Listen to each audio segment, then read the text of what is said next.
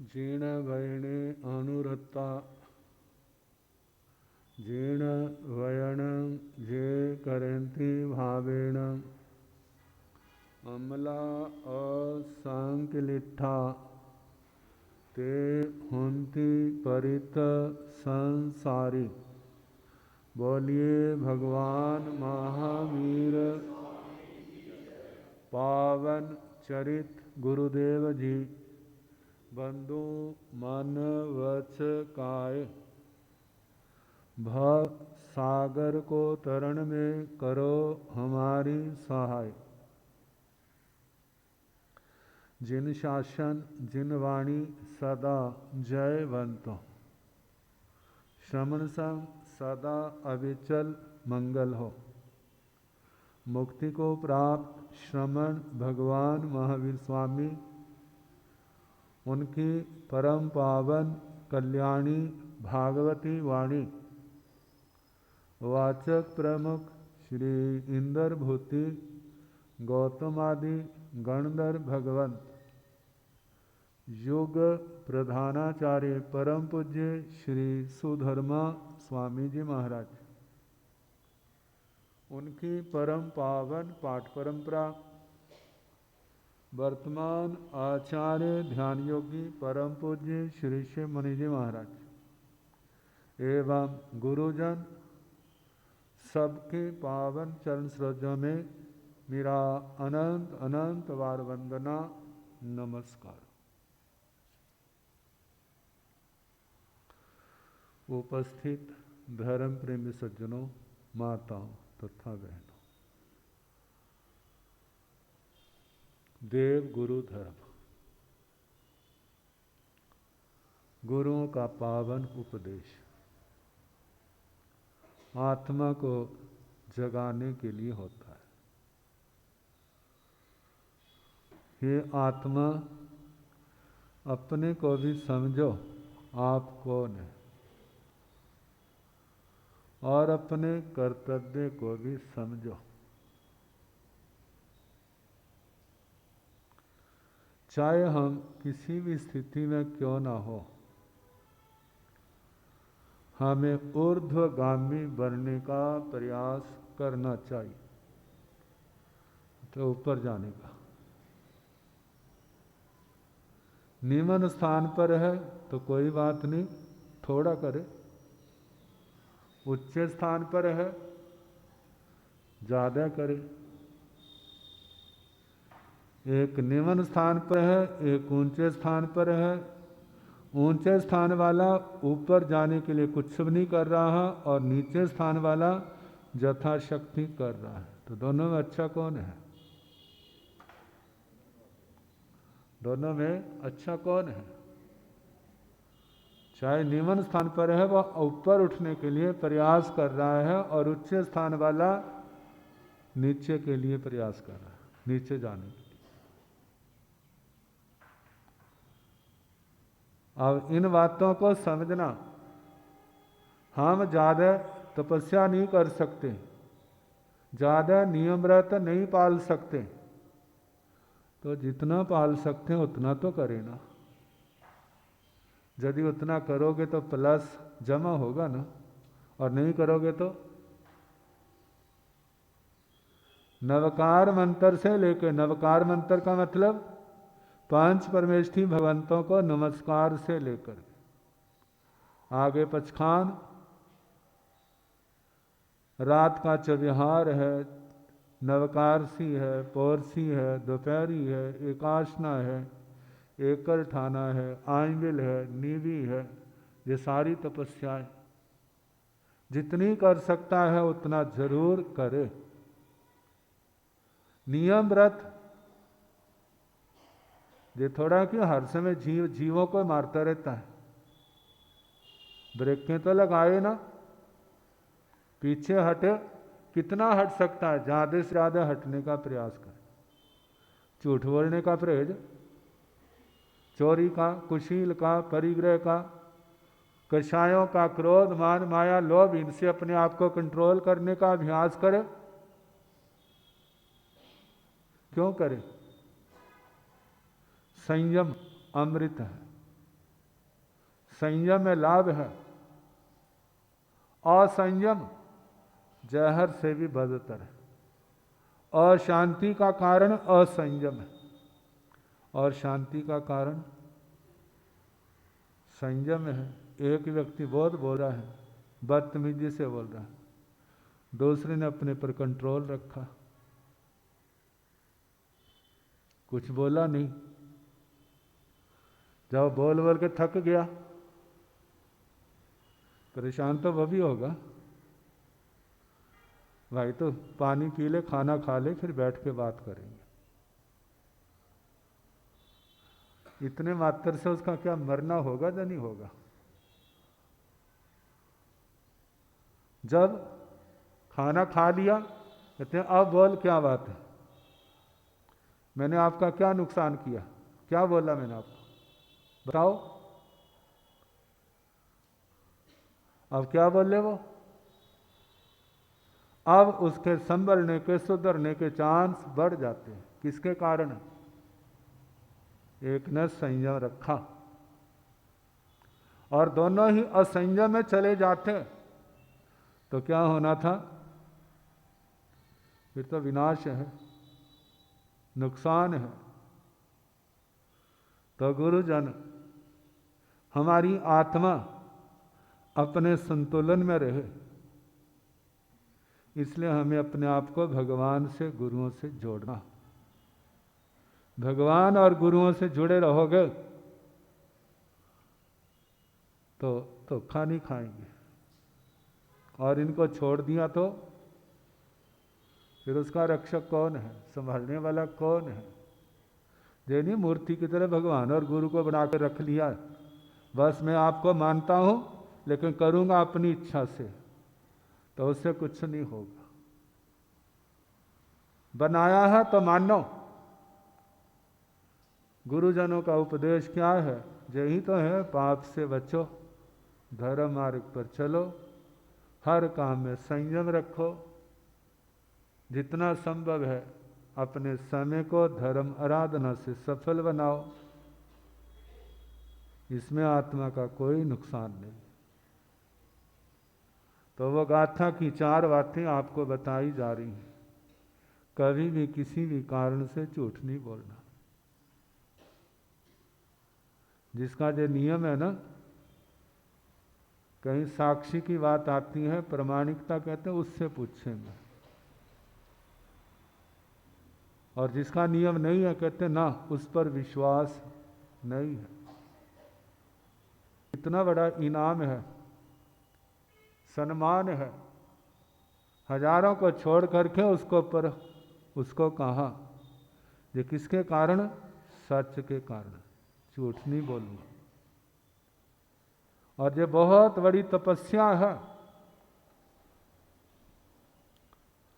कर्मों को काटने वाली है, पाप से बचाने वाली है, लेकिन लोगों को दिखाई नहीं देती। ज्ञानी जन जानते हैं सच स्वयं तपस्या है। सच आत्मा को संभाल लेता है यदि सच्चा हो। यदि सच्चा ना हो तो बाहर का वैभव इस आत्मा को बचा नहीं सकता। दूसरा बहुता नहीं बोलना, बड़ा कहते हैं मौन रहे न कहे मुख आश्रव संबर कारण बोलन वाणी। तोल के बोलन बोल निहारण जीव दया उपदेश कहानी। जैन के वैन सो ऐन धरे चित समता सब विधि जाने। ते प्रणमो तिहु काल विषय तिन की महिमा तिहु लोक बखानी। मौन रहना। जब बोलना तो संबर के लिए बोलना, पाप के लिए नहीं बोलना। और तोल के बोलना, विचार के बोलना, तब ये जबान अमृत बन जाती। और इनके बिना बोलो तो जहर बरसाने वाली बनती। ये विवेक कब आता है? तीसरी बात जब हमारे साथ होती है। काले नय अहि जिता। हर कार्य के लिए समय रखा है, लेकिन कुछ सत्संग और स्वाध्याय के लिए भी तो समय होना चाहिए। जिसके माध्यम से हमारा भगवान से संबंध जुड़ता है, गुरुओं से संबंध जुड़ता है। जब ग्रंथ सामने है और जो शब्द वहाँ पर लिखे वो किनके शब्द हैं?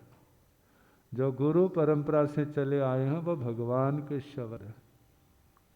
कल्पना करो आज यदि हम भगवान के पास पहुँच जाएं तो वो हमें क्या सुनाएंगे?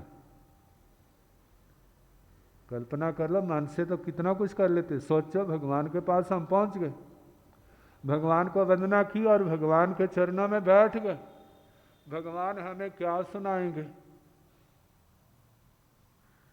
वही वचन सुनाएंगे जो शास्त्रों में, और तो नहीं कोई सुनाएंगे।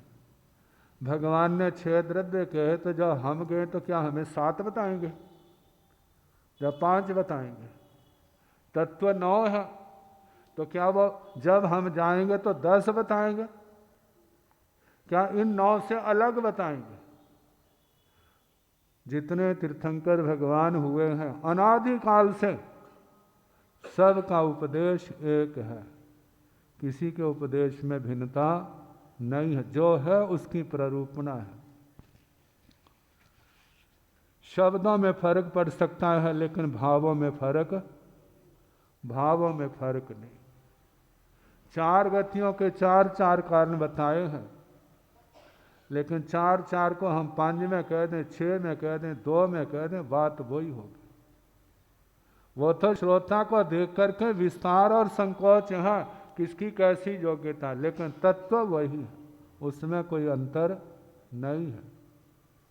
जब हम शास्त्र पढ़ते हैं तो भगवान से जुड़ते हैं, क्योंकि वो शब्द कौन कह रहे हैं? वो भगवान कह रहे हैं। 10वीं कालिक सूत्र की रचना आचार्य श्री शंभव जी की है, आगम वाणी का सार। जब पहली गाथा पढ़ते ना, धम्मो मंगल मुक्तिठं अहिंसा संयमो तवो देवा वीतंग नवन संति जस में सयाम। वो श्रुत केवली भगवान आचार्य श्री शंभव जी सामने आ, वो कह रहे हैं धर्म उत्कृष्ट मंगल है, कोई सामान्य आत्मा नहीं कह रहा। तीर्थंकर भगवान केवली के बाद श्रुत केवली का नाम आता है। एक महायोगी राज कह रहे हैं धर्म एक उत्कृष्ट मंगल है, इससे बढ़ के दुनिया में और कोई चीज नहीं है। जो सबसे बढ़िया चीज होती है उसको सबसे आगे रखते हैं, और सबसे घटिया चीज होती है उसको कहाँ रखते हैं? वो सबसे आखिर में आती, बढ़िया पास। ये तो दुनिया के अंदर तो हम होशियार हैं, लेकिन धर्म के क्षेत्र के अंदर, दुनिया के अंदर देखते हैं जो कार्य सबसे महत्वपूर्ण है, जो व्यक्ति सबसे महत्वपूर्ण है उसको पहले करेंगे, उससे पहले मिलेंगे, और जिसका महत्व नहीं है उसको समय कब मिलेगा? सबसे बाद में मिलेगा। ऐसा ही होता है, इससे अलग तो नहीं है। अच्छा अब देखो, धर्म के लिए हमारे पास कौन सा समय होता है, और सबसे पहला समय कौन सा होता है? पहला समय क्या हमने धर्म को दिया हुआ है या हमने संसार को दिया हुआ है? पहला समय परिवार के लिए, और जब सारे कामों से समय बच जाए ना तो फिर सोचते चलो सामायिक कर लेते हैं, और थके हुए तो क्या सामायिक तो करनी पड़ेगी, नियम दिया हुआ ना, आसन भी बिछा लेंगे, मुंह पट्टी भी लगा लेंगे, तो लेकिन जैसे बैठेंगे शरीर को विश्राम मिलेगा, फिर क्या आएंगे? नींद के झोंके आएंगे। आओ सो लिया, लो जी मेरी सामायिक हो गई। ये क्या है? जो सबसे बढ़िया था उसको सबसे पहले समय दिया, और जिसको आखिर में समय दिया वो क्या है? इसका मतलब है हमने धर्म को समझा नहीं, धर्म के गौरव को नहीं समझा।